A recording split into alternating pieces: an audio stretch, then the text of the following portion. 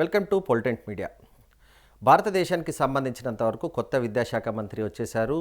మా ఆరోపణలు ఎదుర్కొంటున్నా లేకపోతే నీట్ ఎగ్జామ్కి సంబంధించి వివాదాల్లో చిక్కుకున్న ధర్మేంద్ర ప్రధాన్ రాజీనామా చేసిన తర్వాత విద్యాశాఖ మంత్రిగా బాధ్యతలను ప్రహ్లాద్ జోషి అనే ఒక సీనియర్ బీజేపీ నాయకునికి ఇచ్చారు. ఆయన ఆల్రెడీ కన్జ్యూమర్ శాఖ మంత్రిగా ప్రస్తుతం కేంద్ర క్యాబినెట్లో కొనసాగుతున్నారు. కర్ణాటక ప్రాంతానికి సంబంధించిన ప్రహ్లాద్ జోషికి ఈ బాధ్యతలు అప్పగించారు. ఇది అడిషనల్ బాధ్యతలుగా కేంద్ర ప్రభుత్వం చెప్తున్నప్పటికీ ప్రస్తుత తరుణంలో ఆయనకు పూర్తి స్థాయిలో ఈ శాఖ బాధ్యతలే అప్పగించే అవకాశం ఉంది. కొద్ది రోజుల తర్వాత క్యాబినెట్కి సంబంధించి కొన్ని మార్పులు చేర్పులు జరుగుతాయి. అప్పుడు ప్రహ్లాద్ జోషికి పూర్తి స్థాయిలో ఎడ్యుకేషన్ శాఖనే అప్పగించే అవకాశం ఉన్నట్టుగా తెలుస్తుంది. సో ప్రస్తుతానికి మాత్రం భారతదేశానికి సంబంధించినంత వరకు విద్యాశాఖ మంత్రిగా ప్రహ్లాద్ జోషి పేరును ప్రకటించడం జరిగింది. సో ప్రహ్లాద్ జోషికి సంబంధించినంత వరకు అనేక రకాలైన సవాళ్ళ మధ్య ఆయన ఈ శాఖను బాధ్యతలు చేపట్టినట్టుగా మనకు కనబడుతుంది. భారతదేశంలో ప్రస్తుతం పరీక్షా విధానాలు అనుకోండి, అదేవిధంగా సిలబస్కు సంబంధించిన అనుకోండి, 3 భాషలకు సంబంధించిన వివాదం ఉంది. దక్షిణాది రాష్ట్రాలు చాలామంది బలవంతంగా హిందీ భాషను తమ పైన రుద్దుతున్నారని కర్ణాటక, తమిళనాడు కానీ ఇతర రాష్ట్రాల్లో కొంత వివాదం ఉన్న నేపథ్యంలో ఈ అన్ని వివాదాల మధ్య ప్రహ్లాద్ జోషి ఈ శాఖ బాధ్యతలు స్వీకరించిన పరిస్థితి కనిపించింది. ఫస్ట్ హడిల్ ఆయనకున్న పరిస్థితి ఏంటంటే, దీన్ని ఒక బిల్లు ఏదైతే కేంద్ర ప్రభుత్వం తీసుకొచ్చిందో దాన్ని ఈరోజు లోక్సభలో ప్రవేశ కూడా పెట్టారు. దానిపైన చర్చ జరిగిన తర్వాత ఆమోదం తెలిపే అవకాశం ఉంటుంది. లోక్సభలో ఆ బిల్లును కూడా ఈరోజు ప్రవేశపెట్టిన పరిస్థితి కనిపించింది. బిల్లుకి సంబంధించిన అంశాలపైన కూడా ఆయన నిన్న ఆదివారం అయినప్పటికీ నిన్న కూడా కొంత కసరత్తు చేశారు.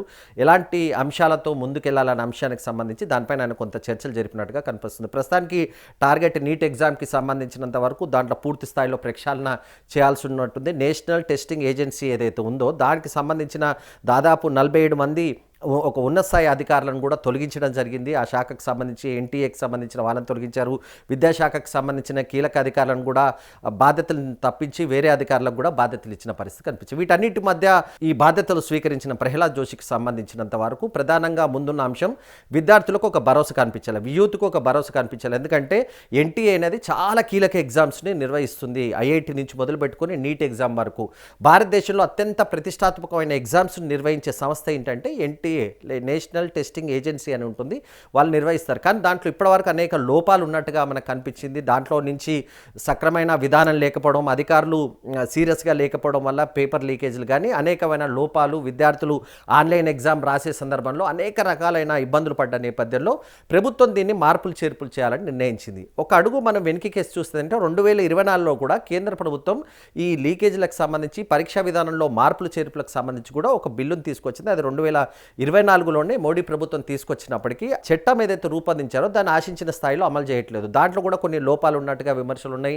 2024లో ఈ చట్టం వచ్చినప్పటికీ ఇప్పటి వరకు దీని ప్రకారం ఎవరిని కూడా శిక్షలు విధించిన పరిస్థితి కనిపించట్లేదు.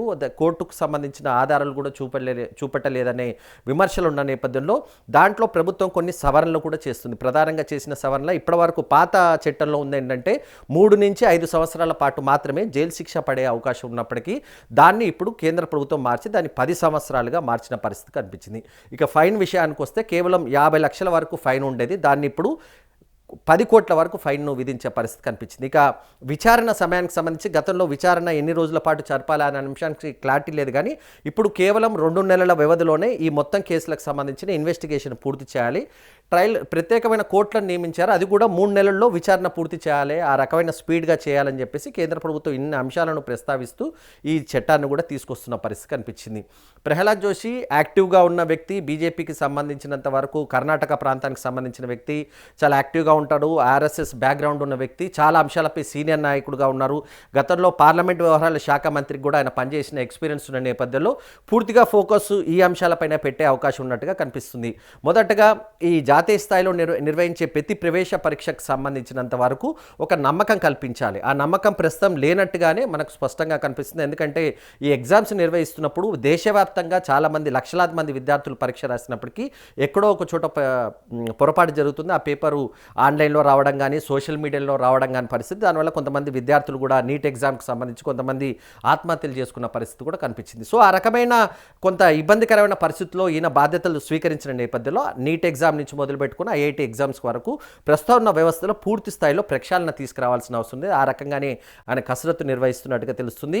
ఆయన ఇంటర్నల్గా చెప్తున్న అంశం ఏంటంటే ప్రస్తుతం జరుగుతున్న పార్లమెంట్ సమావేశంలో పూర్తిగా ఈ చట్టం పైన ఫోకస్ చేస్తాను, ఆ తర్వాత వచ్చే ఏడాది నిర్వహించే ఏ పరీక్ష అయినా కానీ ఎట్టి పరిస్థితుల్లో చిన్న పొరపాటు కూడా జరగకుండా నేను అన్ని చర్యలు తీసుకుంటానని చెప్పేసి ఆయన చెప్పే ప్రయత్నం చేస్తున్నట్టుగా తెలుస్తుంది. సో ఆ రకంగా కొంత కన్విన్స్ చేసే ఫేస్ లాగా ఉంటుంది ప్రహ్లాద్ జోషికి సంబంధించినంత వరకు. గతంలో కూడా అనేక వివాదాలు పార్లమెంట్లో వచ్చినప్పుడు దానిపైన సుదీర్ఘంగా మాట్లాడడం, ప్రభుత్వాన్ని డిఫెన్స్ చేయడం అలాంటి దాంట్లో ఎక్స్పీరియన్స్ పర్సన్ కనుక విద్యార్థులతో కూడా కొంత యాక్సెస్ ఉంది. గతంలో ఆయన ఆర్ఎస్ఎస్ బ్యాక్గ్రౌండ్ నుంచి వచ్చారు కనుక చాలామంది విద్యార్థులతో రెగ్యులర్గా మాట్లాడే ఇంటరాక్షన్ చేసే అలవాటు ఉన్న వ్యక్తి కావడం చేత విద్యార్థులను కన్విన్స్ చేయగలుగుతారు ఏదైనా ఇష్యూ వచ్చినప్పుడని. అదేవిధంగా కేంద్ర ప్రభుత్వం ఒక టాస్క్ ఫోర్స్ను కూడా ఇచ్చింది, ఏర్పాటు చేసింది. వాళ్ళు కూడా అనేక సూచనలు చేసే అవకాశం ఉంది. నిజానికి ఇక్కడ కొంత కేంద్ర ప్రభుత్వానికి సంబంధించిన అధికారుల స్థాయిలో కొంత పొరపాట్లు ఉన్నట్టుగా కనిపించింది. ఎందుకంటే 2024లో ప్రభుత్వం కూడా ఇలాంటి కమిటీని ఒకటి ఏర్పాటు చేస్తే వాళ్ళు 250 పేజీలకు సంబంధించిన ఒక సుదీర్ఘమైన నివేదికను కేంద్ర ప్రభుత్వానికి సమర్పించారు. దాంట్లో అనేక అంశాలను ప్రస్తావించారు, అనేక సూచనలు కూడా చేసినప్పటికీ వాటిని అమలు చేయడంలో ఎన్టీఏకి సంబంధించినంత వరకు వివిధ స్థాయిలో అధికారులు విద్యాశాఖకు సంబంధించినంత వాళ్ళు ఆశించిన స్థాయిలో పనిచేయలేదని విమర్శలు వచ్చిన నేపథ్యంలో ఇప్పుడు ఒక టాస్క్ ఫోర్స్ను కూడా ఏర్పాటు చేశారు. కొత్త మంత్రికి దాన్ని అటాచ్ చేశారు. స్వయంగా ప్రధానమంత్రి కూడా అనేక సందర్భాల్లో ఈ అంశాన్ని ప్రస్తావిస్తున్నారు. ఎవరు ఎలాంటి ఆందోళన చెందవద్దు, ఎగ్జామ్స్కి సంబంధించినంత వరకు ఇక్కడి నుంచి ఎలాంటి పొరపాట్లు జరగదు, అందరికీ న్యాయం జరుగుతుంది, లీకేజ్ అనేది ఇక్కడి నుంచి జరగదు అనే అంశాన్ని భరోసా ఇచ్చే ప్రయత్నం చేస్తున్నట్టుగానే కనిపిస్తుంది. సో ఇన్ని రకాలైన వివాదాల మధ్య ఆయన ఆ మంత్రిగా బాధ్యతలు స్వీకరించిన ప్రహ్లాద్ జోషికి సంబంధించినంత వరకు ఇప్పటివరకు ఆయన పెద్దగా లోక్సభలో మాట్లాడే అవకాశం లభించలేదు. ఎందుకంటే లోక్సభలో ఇంకా గందరగోళ పరిస్థితులు కొనసాగుతున్న నేపథ్యంలో చాలా అంశాలపైన ఆయన మాట్లాడినప్పుడు ఆయన ఆలోచన ఏంటి, ఏ రకంగా ముందుకెళ్లాలనుకుంటున్నాడు, అనేక సవాళ్ళు ఉన్న నేపథ్యంలో విద్యార్థులకు మొదటగా కల్పించాల్సిన భరోసా ఏదైతుందో, నమ్మకం ఏదైతుందో అది కల్పించాల్సిన అవసరం ఉంది. అన్ని రాష్ట్రాలకు సంబంధించిన విద్యార్థులు లక్షలాది సంఖ్యలో ప్రవేశ పరీక్షలు రాసే సందర్భంగా వాళ్ళు ఎదుర్కొంటున్న సాంకేతికపరమైన అంశాలు కానీ ఇతర అంశాలకు సంబంధించి లీకేజ్ జరుగుతుందో, మళ్ళీ రీ ఎగ్జామ్ అనేది ఒక చాలా ఇబ్బందికరమైన అంశంగా ఉంటుంది. ఈ విషయాన్ని కేంద్ర ప్రభుత్వం కూడా అంగీకరిస్తుంది. ఎందుకంటే ఒక ఎగ్జామ్ రాసినాక దాన్ని రద్దు చేసి మరోసారి ఎగ్జామ్ పెట్టాలంటే ఫస్ట్ టైం రాసిన ఎగ్జామ్లో అద్భుతంగా రాసే విద్యార్థి రెండోసారి రీ ఎగ్జామ్ నిర్వహించినప్పుడు అంత మంచిగా రాయకపోవచ్చు, అతనికి అంత మంచి ర్యాంకు కానీ మార్కులు కానీ రాని పరిస్థితి కనిపిస్తుంది. సో ఇలాంటివన్నీ పొరపాట్లు జరగకుండా చాలా అంశాలపై ఫోకస్ చేస్తున్నట్టుగా కనిపిస్తుంది. వీటన్నిటిని ఆయన ఏ రకంగా ఎదుర్కొంటారు, వచ్చే సవాళ్లకు ఏ రకమైన సమాధానాలు చెప్తారనేది వేచి చూడాల్సి ఉంటుంది. కానీ సీనియర్ మంత్రిగా కొంత ఇలాంటి క్రైసిస్ వచ్చినప్పుడు చాలా సందర్భాల్లో సమర్థవంతంగా పనిచేశారని పేరున్న ప్రహ్లాద్ జోషి మొత్తానికి విద్యాశాఖ మంత్రిగా ఏ రకంగా రాణిస్తారనేది మనం వేచి చూడాల్సి ఉంటుంది.